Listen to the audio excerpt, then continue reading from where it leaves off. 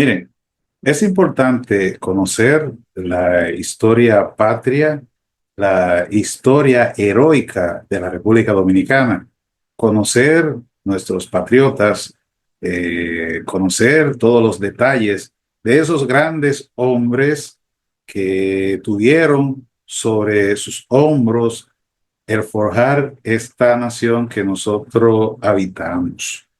Pero es mucho más importante conocer la historia, la idiosincrasia del grupo poblacional que más amenaza la continuidad en el tiempo de esa nación dominicana, de la estructura del Estado dominicano. Y nos referimos a los vecinos del oeste.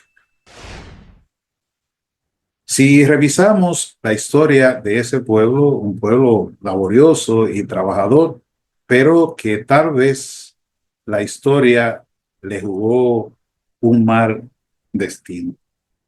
Y para ello debemos adentrarnos en los orígenes de ese grupo poblacional humano con el cual compartimos la isla del lado oeste. Por allá, por el año de 1758, la colonia de Saint-Domingue, que era el nombre de la colonia francesa que compartía la isla con la colonia española al este, que es lo que es hoy República Dominicana, y la colonia francesa al oeste, que es lo que es hoy Haití. En ese momento, la isla había tenido dos nombres. Cuando la descubre el almirante Cristóbal Colón, el nombre que le dio fue la Española, la isla La Española. Luego que el descubrimiento fue pasando a otras etapas como la colonización y el flujo de europeos al nuevo continente se hacía masivo, el punto de llegada era lo que hoy conocemos en República Dominicana como Santo Domingo, y la isla tuvo un segundo nombre que fue Santo Domingo. Así aparece registrada en todas las cronologías de la época y los documentos así lo atestiguan. Santo Domingo era el nombre del principal puerto, que es lo que da nombre a la ciudad, y a la isla, por antonomasia, pasó a llamarse de la isla de Santo Domingo hasta nuestros días. Lo de que la isla se llamó Haití, eso no está documentado en parte. A esa parte oeste sí le llamaban Haití o Tierra Alta, pero nunca la isla completa. Y ahí están los documentos históricos que atestiguan eso. La isla se llamó Saint-Domingue o la colonia francesa de la isla de Santo Domingo hasta que con la independencia Jean-Jacques Dessalines le cambió el nombre a Haití. Pero volviendo al año 1758, que era el año de mayor esplendor de la colonia francesa en la isla de Santo Domingo, una leyenda empezó a circular en la colonia francesa sobre un poderoso sacerdote vudú que era muy poderoso, tenía mucho poder y era experto preparando venenos. En su juventud, él había perdido un brazo en un trapiche y quedó con una mano menos. Ese señor era el señor François Macandal, muy famoso en la historia revolucionaria de América Latina. Este señor empezó con un movimiento revolucionario que fue relativamente exitoso al principio. Sin embargo, a este señor la gente lo seguía más por temor que por otra cosa, porque se le tenía mucho miedo. Era una persona que había perfeccionado el arte de preparar venenos y era muy efectivo. Sin embargo, los franceses se dieron cuenta de que tenían que ponerle coto a eso porque la fama que estaba adquiriendo el señor Macandal le creaba serios problemas a la colonia francesa, Saint-Domingue. De hecho, la producción de azúcar y otros frutos menores estaba teniendo problemas. El hecho es que se deciden capturar a Macandar y efectivamente lo capturan. A él fue condenado a la hoguera y cuando lo llevan a la pira, que encienden la pira, como él tenía un brazo que le faltaba lisiado o manco, como decimos acá, la cuerda con que lo tenían sujetado, amarrado, se resbaló y él pudo zafarse y brincar de la pira de fuego hacia la multitud. Ahí nació la leyenda de que Macandar se había liberado de la pira de fuego y se había convertido en un ave y en un animal y había salido de la pira de fuego. Eso es lo que el público vio, pero inmediatamente Macandar salió de la pira. Los soldados franceses le agarraron, lo sujetaron y lo tiraron nuevamente a la pira, a la hoguera, y, François Macandar pereció quemado. Pero, como narra ese gran escritor cubano, Alejo Carpentier, en su obra Lo Real y Maravilloso, en estas islas del Caribe y principalmente en Haití, hay hechos que son maravillosos, que se viven en lo cotidiano, que se viven en el día a día, en la normalidad. Para sus seguidores, para los esclavizados de Saint-Domingue, pues Macandar no pudieron apresarlo las cadenas francesas y con su poder sobrenatural se convirtió en un ave y salió volando de allí, se fue entre la multitud, perdido entre la multitud. Pero la realidad es que los soldados lo quemaron, pero como se ve, es un pueblo donde lo maravilloso es parte de la cotidianidad. Y así llegamos hasta el año 1791, agosto del año 1791.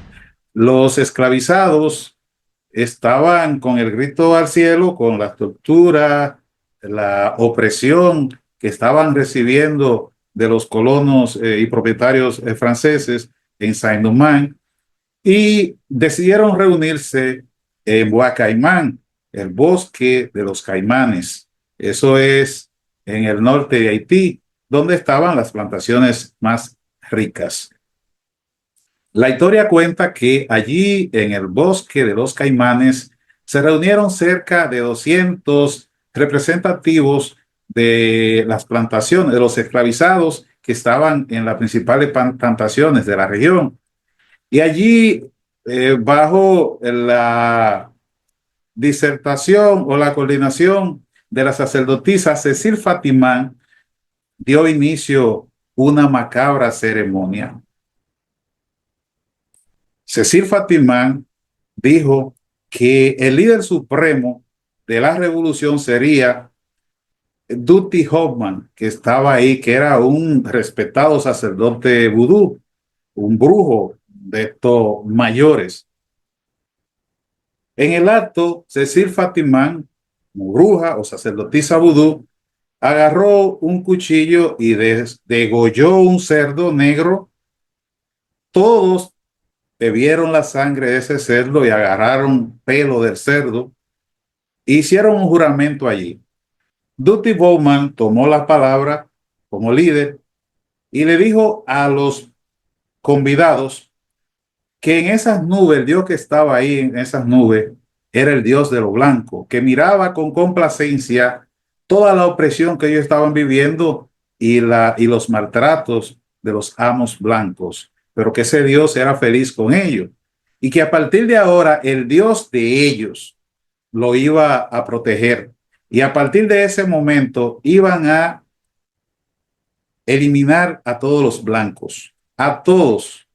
Y así, bajo ese juramento, que al decir de algunos fue un juramento satánico, nace la revolución haitiana.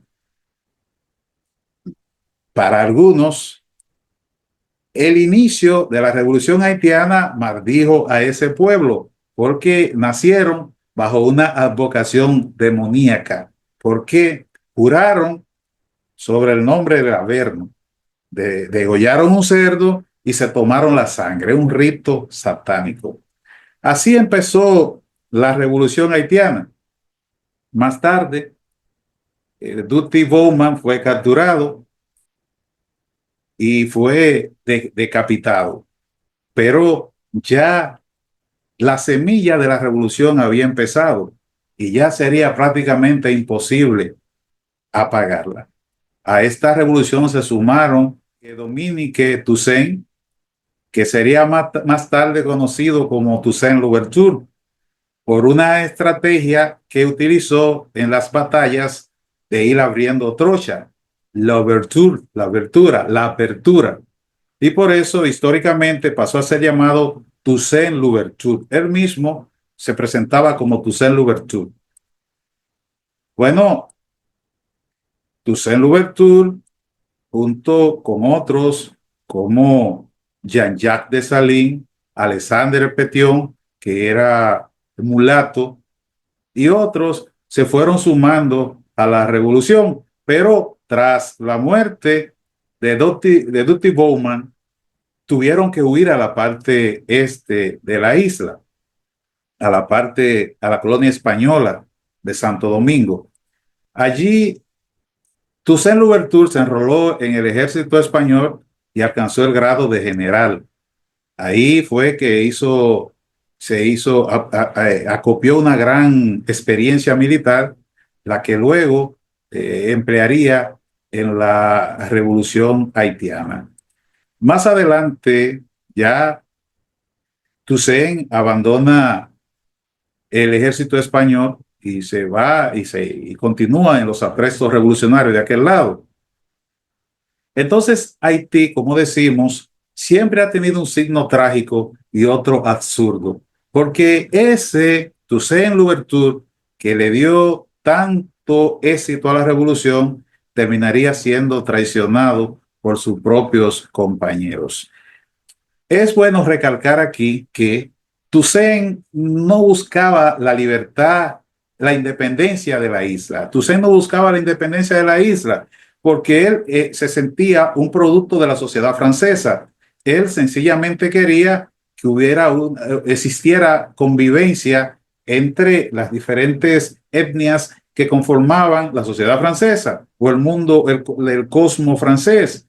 Es decir, que pudieran convivir negros, mulatos y blancos. Eso era, pero él lo veía dentro del imperio francés, no lo veía fuera del imperio francés.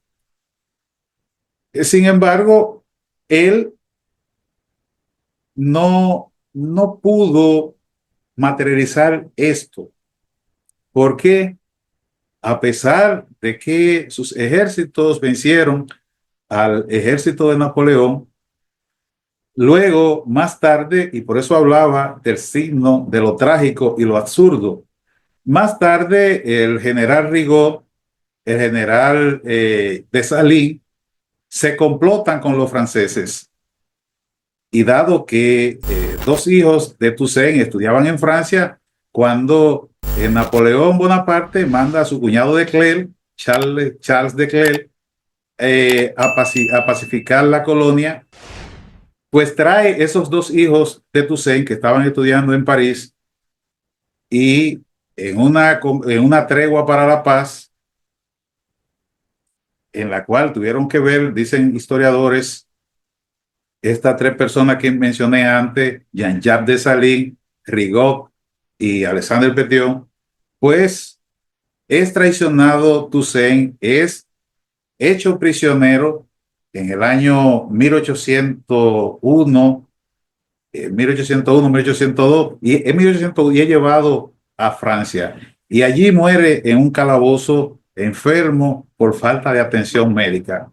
Entonces, como vemos, Haití tiene un destino, un signo trágico y un signo absurdo. Una persona como esta, que dio tanto lauro a la revolución, termina siendo traicionado por sus amigos. Al hacer prisionero a Toussaint Louverture, los generales eligen a Jean-Jacques Dessalines para que sea el líder de la revolución. Y así lo es, gana una serie de batallas y en el 1823 saca a los franceses de Saint-Domingue y con el pleno control de la isla declara, ese mismo año muere Toussaint Louverture en 1803 y en enero de 1804 declara la independencia de Saint-Domingue y le cambia el nombre a Haití. Entonces, Jean-Jacques Dessalines, que declara la independencia, toma el poder, es su presidente, se declara emperador. Y el estilo de gobierno de Jean-Jacques Dessalines llevó a que los propios pequeños propietarios que lo ayudaran en la revolución se pusieran en contra de él. Y es así que con su apoyo, sus asistentes, Alexandre Petion y Henri Christophe, asesinan a Jean-Jacques Dessalines. Fíjense que hay un signo trágico y absurdo. Bueno, el hecho es que tras ellos asesinar a Dessalines, empiezan una lucha por el poder entre ellos dos, entre Henri Christophe y Alexandre Petion, que era mulato. Bueno, el hecho es que Henri Christophe dividen el país. Henri Christophe al norte crea una monarquía y Alexandre Petion al sur se declara presidente vitalicio y empiezan las luchas intestinas entre ellos. Transcurrido el tiempo, el ataque sobre la monarquía de Christophe hace que quede un poco debilitado. Él estaba aquejado de salud, estaba medio renco, le daba trabajo caminar y ante el temor de que pudiera ser traicionado, torturado o desmembrado, en un hecho trágico y hasta absurdo, agarra un revólver, le entra una bala de oro y se da un tiro en la sien con la bala de oro y él mismo se suicida. Al sur, en el estado, la república que fundó Petion, muere de fiebre amarilla en el año 2000, en el año 1818.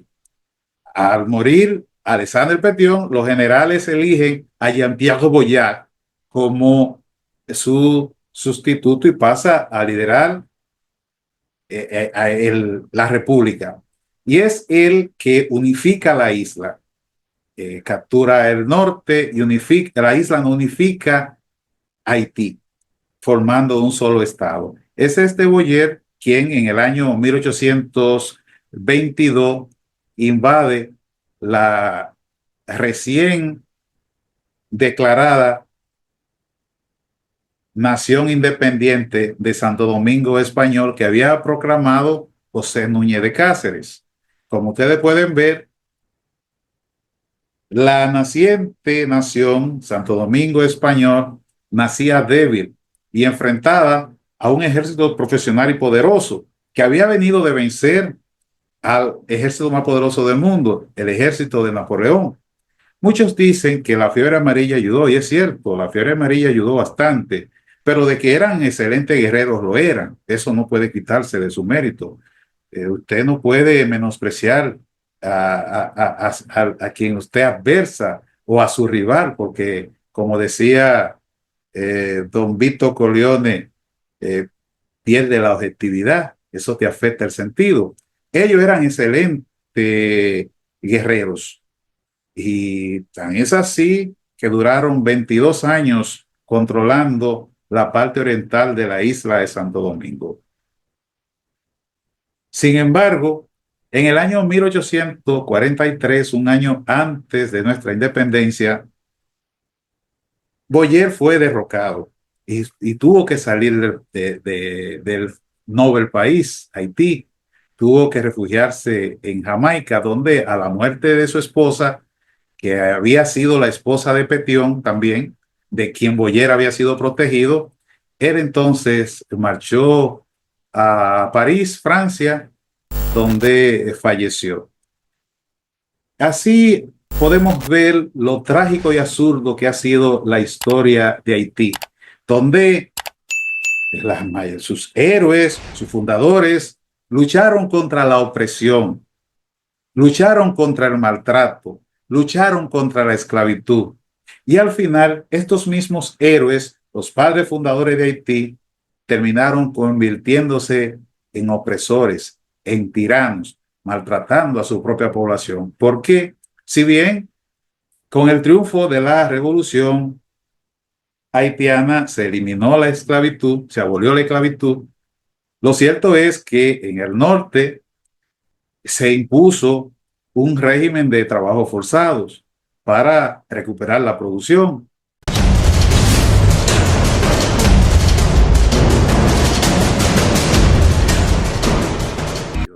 Y así avanzamos hasta por allá a principios del siglo XX, cuando un presidente negro, el primer presidente negro después de la independencia que tuvo Haití, gana unas elecciones democráticas. Nos referimos a Papadó, un médico rural que llegó al poder de una manera democrática en unas elecciones.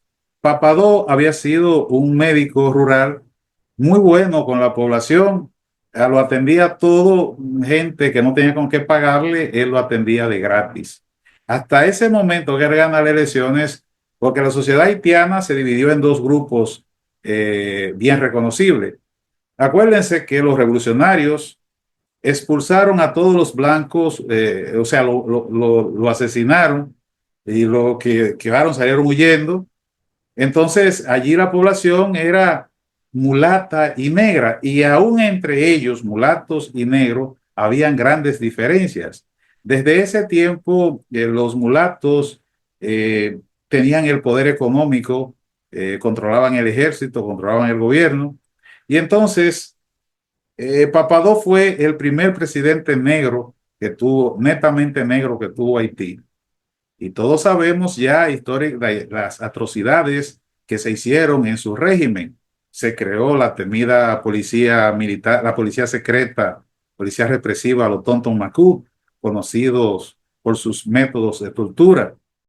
Como al mismo tiempo, Papadó era un gran sacerdote vudú, llevó la religión al seno de gobierno, y entonces la religión y el Estado juntos dentro de este régimen dictatorial, el control sobre la geografía haitiana era absoluta. Más tarde moriría Papadó y le sucedería al frente de la cosa pública su hijo Baby-Do, Jean-Claude Duvalier, que murió en el año 2012 en Francia, en París. Bien, cuando muere Papadó, que le sucede Baby Doc sentía que no era tan fácil controlar aquel país. Entonces, para que ustedes vean por qué insisto en lo trágico y el absurdo, se crearon una historia de que cuando iban al sepulcro para sepultar a Papa Doc, a escasos metros al entrar al Campo Santo, se desata de la nada una tormenta y todo el mundo corre a guarecerse detrás, al lado de las tumbas, árboles y esa cosa. Y es una tormenta que se desata de la nada con una fuerza sobrenatural. Todo el mundo deja el féretro y corre a guarecerse. Así como empieza la tormenta, así pasa la tormenta y van a buscar el ataúd, y cuando llegan al ataúd sucede que no está el cuerpo, ha desaparecido. Pues el régimen de Baby Doc hizo hacer oficial la historia de que Papadó Duvalier se había convertido en un zombie y no estaba muerto, sino que iba a proteger el gobierno de su hijo. Y todo el que estuviera en contra de Baby Doc Duvalier se la iba a ver con Papadó Duvalier convertido en zombie como sacerdote vudú poderosísimo que era. Y así ustedes pueden ver cómo lo trágico y lo absurdo se manifiesta en Haití, haciendo un paralelismo con la narración magistral de Alejo Carpentier, el escritor cubano, en lo real y maravilloso, donde lo sobrenatural convive con lo cotidiano. Y es así que luego Baby Doe, Estados Unidos le retira el apoyo y ante las distintas manifestaciones que se dieron allí, tiene que salir huyendo a Haití porque por un golpe de Estado perpetrado por el general Henry Nanfi. Recuerdan aquellos tiempos con las crisis, los flujos migratorios que se acrecentaron a este lado, que todavía no eran tan significativos, pero el general Nanfi duraría en el poder hasta el año 1988, cuando fue sustituido por Leslie Manigat, que le sustituyó. Sin embargo, este gobierno confrontó algunas dificultades y porque luego entonces el mismo general Nanfi le dio un golpe de estado y lo sacó del poder. Y en ese mismo año, más adelante, pocas semanas después, el general Próspero Abril le daría un golpe de estado a el general Nanfi y tomaría el poder hasta allá cuando se convocan a elecciones y llega al poder entonces, bueno, no, ahí en ese momento llega al poder por unos acuerdos el señor Harold Abrams, que es quien organiza las elecciones que gana entonces el presidente Jean-Bertrand Aristide, de quien todos sabemos que siendo un político democrático, liberal, que sube con gran apoyo, gran respaldo popular, tal vez el político que en la historia moderna de Haití ha tenido mayor respaldo popular, pues torna en tirano, lo que decíamos al principio, por ese signo trágico y absurdo que tiene Haití.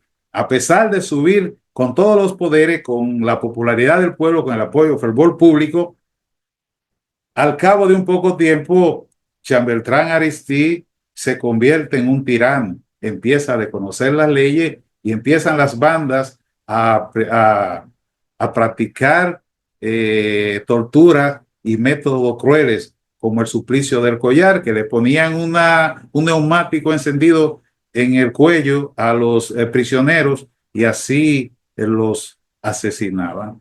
Entonces, es un signo trágico que tiene Haití, eh, trágico y absurdo, donde quienes están llamados a proteger a la población y llevar ese país por el desarrollo son precisamente quienes los oprimen.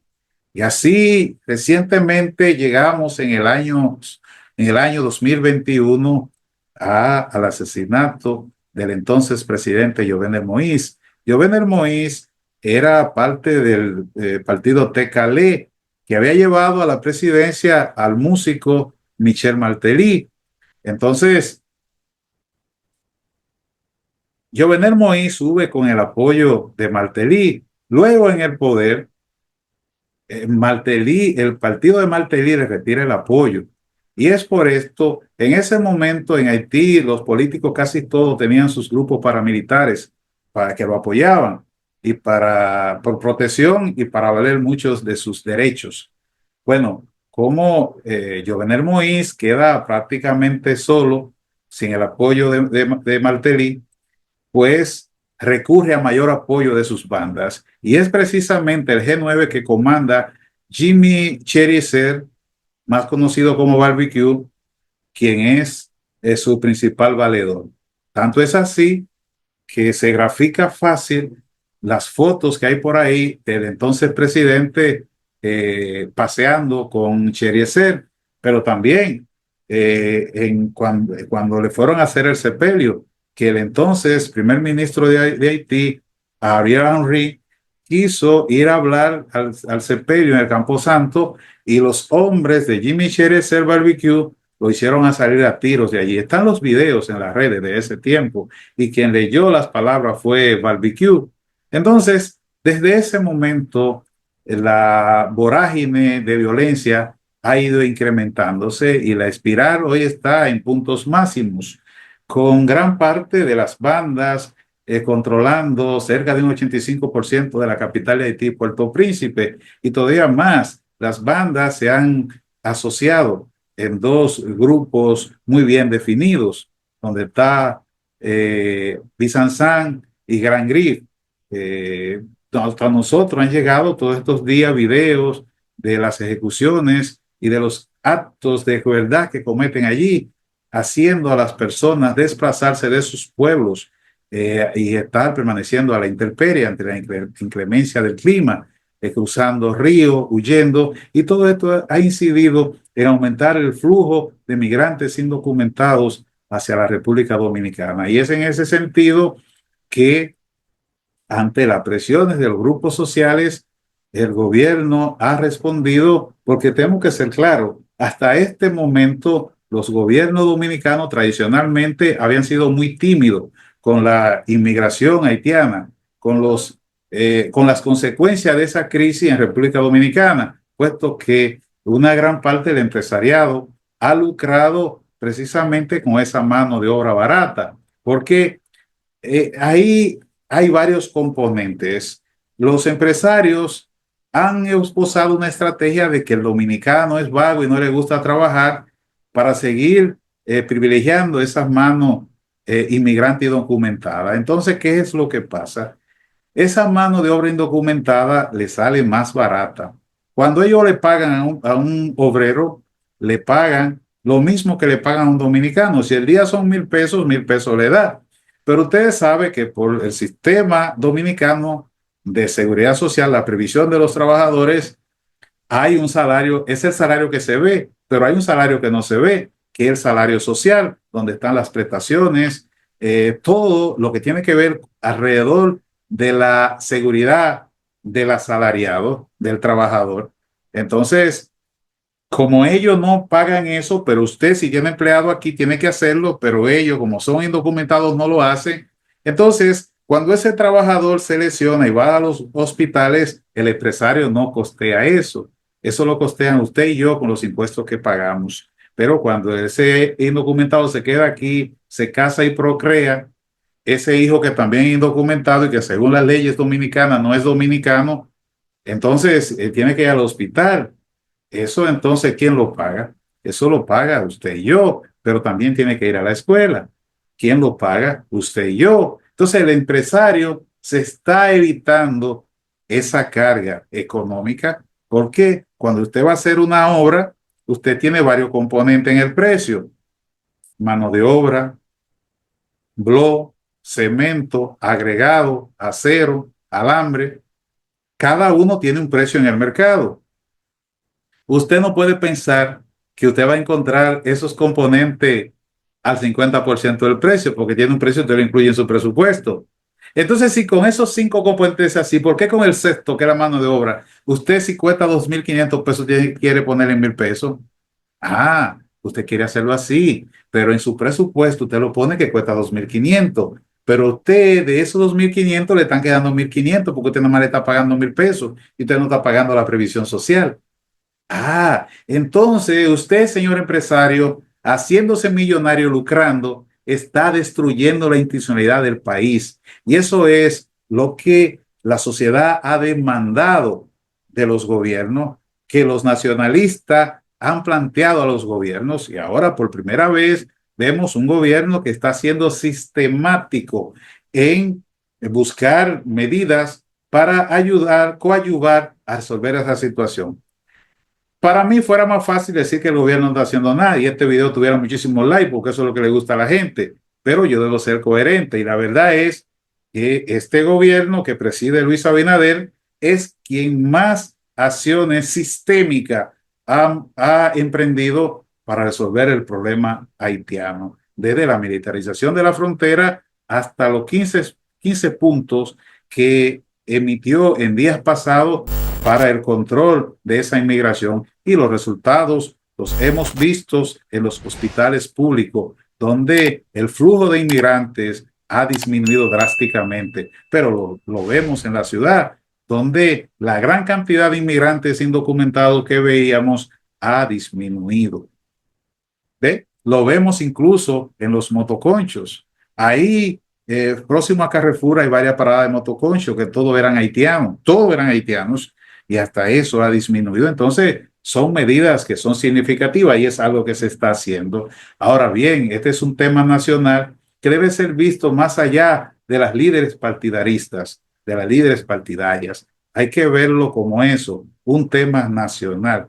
Y es por eso que el presidente Abinader ha llamado a los expresidentes para compartir sus visiones sobre este problema, porque se necesita crear un consenso nacional para que, una vez implementado, no empiecen los ataques y las trapisondas políticas. Porque si no nos ponemos de acuerdo, si no agarramos el toro por los cuernos, vamos a perder el país. Porque en un país donde entre el 25 y el 35% de los partos sea de inmigrantes haitianos indocumentados, eso es una amenaza grande en la demografía, y en lo que es la geopolítica. La demografía es fundamental. Si seguimos por ahí durante 15, 20 años o tal vez menos, vamos a terminar nosotros siendo minoría dentro de nuestro propio país. Y eso sí es peligroso frente a la geopolítica, porque perderíamos la iniciativa. Y es por eso que es hoy tan necesario la unión de los principales líderes políticos del país en torno a este tema, que previsiblemente deberán de agregar otras voces, otros líderes nacionales, asociaciones empresariales, asociaciones profesionales y otros grupos de la sociedad, como los grupos nacionalistas, que han llevado una voz cantante en este tema. Es necesario que todos participen para que tengan conocimiento de causa, y eso le dará mayor legitimidad, y podamos mañana, en el corto, largo, mediano y largo plazo, defender esta estrategia, defender esta propuesta, porque ha salido con la participación y el consenso de todos. En ese punto estamos, y estamos en el momento primordial y muy importante y fundamental para recuperar el control de nuestro país, para recuperar el control institucional y poner orden de una vez y por todas en esta inmigración irregular que viene desde los vecinos del oeste. La tarea no es fácil, se dice más fácil lo que hay que hacer que hacerlo, pero pienso que un antes y un después, un paso fundamental fue esta reunión del presidente Abinader con los expresidentes Danilo Medina, Leonel Fernández e Hipólito Mejía, porque significa que hay esperanza, que podemos sentarnos a discutir los temas nacionales. Y luego que tengamos esbozada una solución para el tema haitiano, entonces deberán venir más reuniones para tratar otros temas nacionales puntuales que deben estar fuera de la politiquería, como son la educación, la salud, nuestra política exterior y sobre todo el apartado seguridad. Sí, es necesario despolitizarlo, porque toda vez que los gobiernos emprenden acciones, son boicoteadas por acciones politiqueras de grupos opositores y de sectores interesados, que no le conviene que haya una reestructuración, una modernización de nuestra seguridad pública. No les conviene porque han aprendido a lucrar en medio de ello, y por eso se oponen. Y por eso es que hay que ser cuidadosos cuando atacan a nuestros actores políticos dentro de una de estas áreas, como es el aspecto seguridad. Enhorabuena por los presidentes, y tener presente ya al final que la comunidad internacional no va a resolver el problema de Haití, porque Haití es irrelevante para ellos. Haití solamente es importante para nosotros porque mientras esté inestable va a ser un pesado lastre sobre el desarrollo y el progreso de la República Dominicana. Por tanto, nosotros somos los más interesados en que hay una solución allí y no podemos cansarnos de plantear soluciones tomando medidas aquí que salvaguarden nuestra frontera y nuestra soberanía nacional y organizando la acción comercial y empresarial para que esté sujeta a la norma y que no afecte nuestra dominicanidad, que no afecte nuestra institucionalidad, que no afecte nuestra soberanía.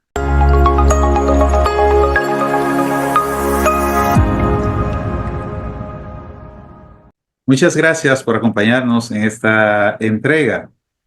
Mire, si le gustó, espero que me deje sus comentarios debajo en la cajita para esos fines. Eh, no importa que sean diferentes a los nuestros, eso es mejor porque amplía los horizontes de estos temas tratados.